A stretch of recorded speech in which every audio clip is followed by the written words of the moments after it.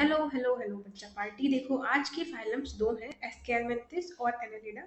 मैंने जो जो पॉइंट्स तुम्हें पिछले वीडियोस में याद कराए हैं होपफुली तुमने वो याद किए होंगे, ठीक है। क्योंकि अगर तुम वो याद कर पा रहे हो तो धीरे धीरे तुम्हारा चैप्टर बहुत इजी वे में चलता चला जाएगा और तुमसे क्वेश्चंस बहुत अच्छे से बनने लग जाएंगे, क्योंकि इस चैप्टर का बेसिकली अप्रोच ही यही है, ठीक है। थोड़ा थोड़ा करके तुम्हें याद कर लेना है, रोज रिवाइज करना है और ये चैप्टर तुम्हारी टिप्स पे हो जाएगा। बिलीव मी, जब ये चैप्टर तुम्हारी टिप्स पे हो जाएगा ना, तुम्हें क्वेश्चंस करने में जो मजा आने वाला है, ठीक है। तो दो फाइलम करेंगे आज, एक एस्केलमेंथिस और एनिलिडा। अगर तुम्हें याद हो, थोड़ा सा रिकैप में जाओ, तो मैंने तुम्हें बताया था कि जो एस्केलमेंथिस है वहां से तुम्हारी डाइजेस्टिव सिस्टम शुरू हो रही थी। क्या शुरू हो रही थी? डाइजेस्टिव सिस्टम सिस्टम शुरू हो रही थी, ठीक है। अब इस फाइलम में होता क्या है, देखो इसके नाम पे जाओ अगर, तो इनका नाम राउंड वर्म्स भी होता है। और राउंड का मतलब तुम्हें पता है, सर्कुलर। तो इनकी जो बॉडी होती है वो क्रॉस सेक्शन में सर्कुलर होती है, इसलिए इनको राउंड वर्म्स भी बोल रहे हैं। एस्केलमेंथिस तो बोल ही रहे हैं, मगर इनको राउंड वर्म्स भी बोल रहे हैं क्योंकि इनकी जो बॉडी है क्रॉस सेक्शनल है, इन सर्कुलर है इन क्रॉस सेक्शन, ठीक है। ये एक तुम्हारा वैसे ऐसा रीजन में इससे उठ के आ सकता है कि क्यों इनका नाम है या इस फाइलम का नाम है, ऐसा करके, तो इस पर ध्यान देना है, ठीक है। अब देखो इनकी बात की जाती है कि ये फ्री लिविंग भी हो सकती हैं बेटा, ये एक्वेटिक भी हो सकती हैं, टेरेस्ट्रियल भी हो सकती हैं, पैरासिटिक भी हो सकती हैं, प्लांट्स में भी और एनिमल्स में भी। क्या चीज? फ्री लिविंग भी हो सकती हैं, एक्वेटिक भी हो सकती हैं, टेरेस्ट्रियल भी हो सकती हैं और पैरासिटिक भी हो सकती हैं इन प्लांट्स एंड एनिमल्स, ठीक। अब देखो, जो वो चार्ट मैंने बताया था, अगर तुम्हें वो याद हो, वहां पे मैंने तुम्हें सिस्टम्स बताए थे उसके कि ऑर्गन लेवल है, टिश्यू लेवल है, क्या है, नीचे लाइन देखो यहाँ से। तो तुम्हें बताया था ना मैंने कि ये देखो, तो तुम्हारा पहला था पॉरीफेरा, वो सेलुलर लेवल था ऑफ ऑर्गेनाइजेशन। सीरेंट्रेटा और टीरोफेरा तुम्हारे टिश्यू लेवल के थे। प्लेटी हेलमिन्थिस तुम्हारी ऑर्गन एंड ऑर्गन सिस्टम दोनों थी, और उसके नीचे जितने भी तुम्हारे आ रहे थे वो organ system level of organization थे। ये चार्ट बहुत अच्छा है, इस चार्ट को याद कर लो, लगा लो, मैं तो कह रही हूँ बहुत प्यारा चार्ट है, ठीक है। अब देखो मुद्दे पे आते हैं, क्या लिखा है तुम्हारी बुक में कि round worms have organ system level of body organisation.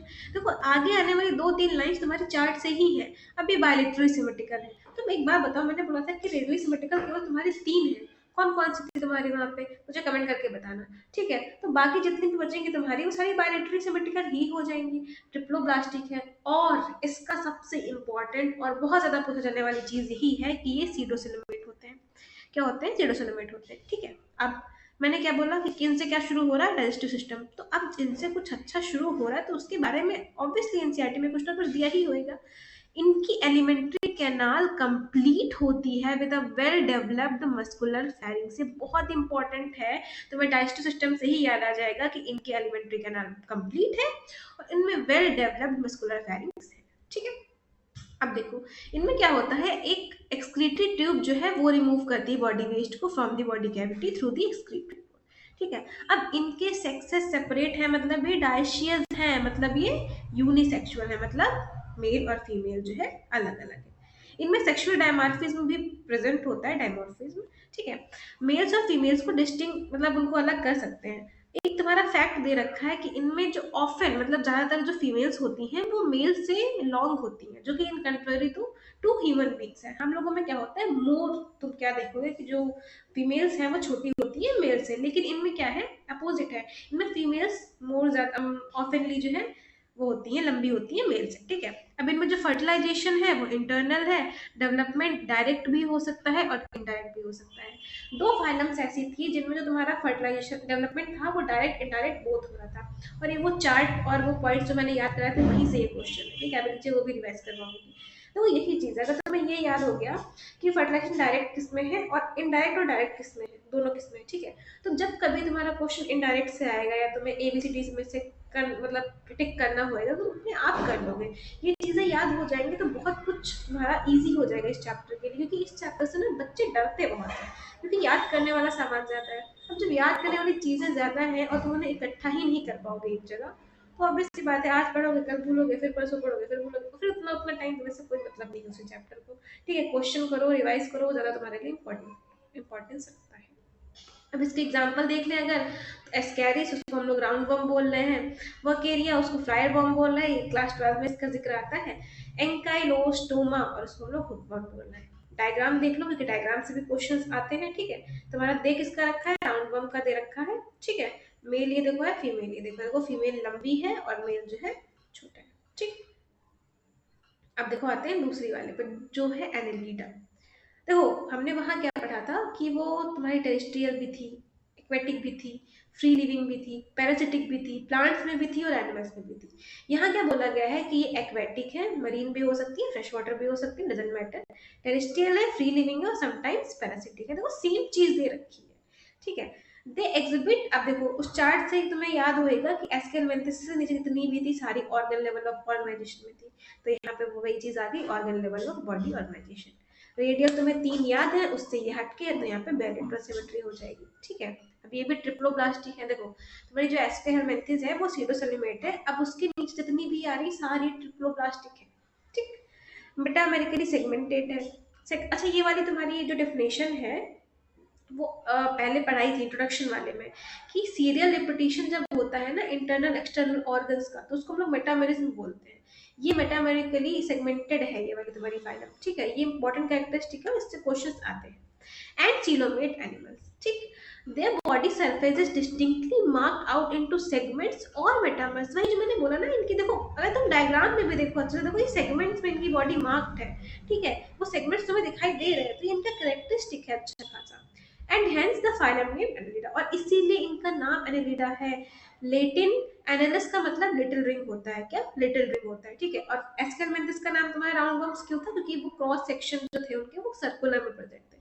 पीछे का भी साथ में याद करते चलो, मैं तो यही सजेस्ट करूंगी कि आखिरी में सब कुछ याद होने से रहा, थोड़ा थोड़ा जब रोज याद करोगे वही चीज तुम्हारे आगे के लिए बहुत हेल्पफुल रहेगी, ठीक है। अब देखो, they possess longitudinal and circular muscles which help in locomotion।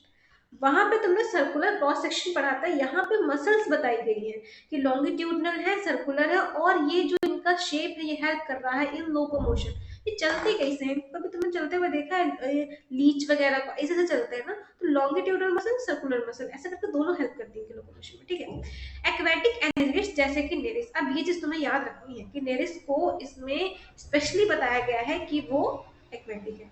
एक जो बॉडी कनेक्ट कराती है एग्जाम, एनटीए, तुम्हारे लिए तो बहुत इंपॉर्टेंट है।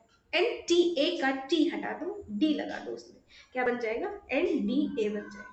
तो इससे तुम्हें याद रखना है कि N for Nereis, D for dioecious होता है यानी कि ये यूनिसेक्सुअल होएगा, ए फॉर एक्वेटिक, ये इतना याद रखना, हो सकता है इससे एमसीक्यू आ जाए। अब नेल्स के बारे में बताया गया है कि इसमें लेटरल अपेंडेजेस हैं, देखो ये दिखाई दे रहे हैं तुम्हें, और इनको हम लोग पैरापोडिया बोल रहे हैं, और ये स्विमिंग में हेल्प कर रहे हैं, ठीक है। ऊपर क्या बोला गया है कि जो लॉन्गिट्यूडनल और सर्कुलर मसल्स हैं वो लोकोमोशन में हेल्प कर रही हैं। एग्जाम्पल दे के बताया गया है कि नेरिस में तुम्हारे जो लेटरल अपेंडेजेस हैं जिनको हम लोग पैरापोडिया बोल रहे हैं वो स्विमिंग में हेल्प कर रहे हैं, ठीक है। कंफ्यूज नहीं करना है अपने आप को। अब closed circulatory system is present. अब क्लोज सर्कुलेटरी सिस्टम केवल 2 फाइलम्स में था, एक एनिलिडा थी, दूसरी तुम्हारी कॉर्डेटा थी, बाकी हर जगह ओपन था, ठीक। और उनमें डिफरेंस तो पता ही है कि अगर क्लोज्ड है तो बहुत अच्छी खासी उनमें वो प्रेजेंट हो रही है वेन्स वगैरह, अगर ओपन है तो उनका ब्लड डायरेक्टली जा रहा है, उसमें सारी तुम्हारी ऑर्गन्स बात करी जा रही होंगी, वो तो इंट्रोडक्शन वाले में पढ़ा था, ठीक है। अब देखो, nephridia is helpful in osmoregulation and excretion, तुम्हें ये चीज भी याद रखनी है। देखो एक पैरापोडिया जो लेटरल अपेंडेजेस है किसमें, नेरिस में है। अब एक और चीज बताई गई है नेफ्रीडिया, और ये किसमें हेल्प कर रही है, ऑस्मो रेगुलेशन और एक्सक्रीशन दोनों में हेल्पफुल है, ठीक है। Neural system consist of pair, अब इस लाइन पे फोकस करना, ये लाइन बहुत अच्छी है। Neural system consist of paired ganglia connected by lateral nerves to a double ventral nerve cord. अभी आगे कॉर्डेटा के तुम लोग वो पढ़ोगे डिफरेंसेस, तो वहां पे इसमें क्या आता है, सिंगल, हॉलो और डॉर्सल, ये तुम्हारी चीजें आती हैं कॉर्डेटा में। उससे पहले जितना कुछ भी होता है ना वो डबल होता है, हॉलो नहीं होता और वेंट्रल होता है, ठीक है। तो देखो यहाँ पे ये डबल और वेंट्रल का गेम ही खत्म हो गया वहां से। लेटरल नर्व्स हैं, ठीक, मतलब न्यूरल सिस्टम में तुम्हारे पेयर्ड गैंग्लिया होंगी जो लेटरल नर्व से कनेक्टेड होंगी to a double ventral nerve cord. याद करने का तरीका था, वहां पे डिफरेंस में चार्ट में आगे दे रखा है, ठीक है। अब नेरिस एक्वेटिक फॉर्म है, देखो इस बात पे कितना जोर दिया जा रहा है कि नेरिस तुम्हारी एक्वेटिक फॉर्म है, is dioecious as I told you, but earthworm and leeches are monoecious. लेकिन जो अर्थवॉर्म है और लीचेस हैं वो मोनोशियस है, और इनमें रिप्रोडक्शन देखो कितनी छोटी सी लाइन कितनी लास्ट में दे दी है छुपा के कि इनका रिप्रोडक्शन सेक्सुअल होता है, ठीक। मे बी एक क्वेश्चन आ जाए कि मे बी करेक्ट इनकरेक्ट में आ जाए, स्टेटमेंट में आ जाए, कैसे भी आ जाए, तो हर लाइन बहुत इंपॉर्टेंट है, हर लाइन पे जूम करके फोकस करना है, ठीक है। अब इनके एग्जांपल्स क्या हैं? निरिस है, बताया बेटा, डैशियस है, एक्वेटिक है, फेरेटिमा को ही हम लोग अर्थवर्म बोल रहे हैं, और हिरुटिनेरिया को ब्लड सकिंग लीच बोल रहे हैं। ये गाँव में देखी होगी, कभी कभी भैंस के ऊपर चिपक जाती है जब तालाब में जाती है, ठीक है। अगर डायग्राम देखो तो ये तुम्हारा निरिस का है और ये तुम्हारी हाइड्रोटीनेरिया है, ठीक। ये मैं एक चीज की बात कर रही, देखो एक जगह लिखा है कि एक्सटर्नल फर्टिलाइजेशन किन में है, ये याद कर डालो। एक्सक्लूसिव मरीन कौन कौन सी है, देखो डायरेक्ट डेवलपमेंट मैक्रो से याद कर डालो, डायरेक्ट इनडायरेक्ट दोनों किस में हो रहे हैं, एसके हेलमिंथेस और ऑर्थोपोडा में हो रहे हैं। तो ये जब तुम्हारा एमसीक्यू में आएगा तो तुम्हारे लिए बहुत हेल्पफुल हो जाएगा, ठीक है। ये चीज याद कर डालो, और ये वाला जो तुम्हारा चार्ट है इसको भी एक जगह एक पास लिख के कर लो, ठीक है। आई होप तुम्हें दोनों फाइल्स अच्छे से समझ में आई होंगी। अगर तुम्हें समझ में आई है देन प्लीज डू कमेंट, और अगर तुम्हें कुछ ऐसा लग रहा है कि यहाँ पे ज़्यादा एक्सप्लेन कर सकती थी, वो भी बता दो, ठीक है। Thank you.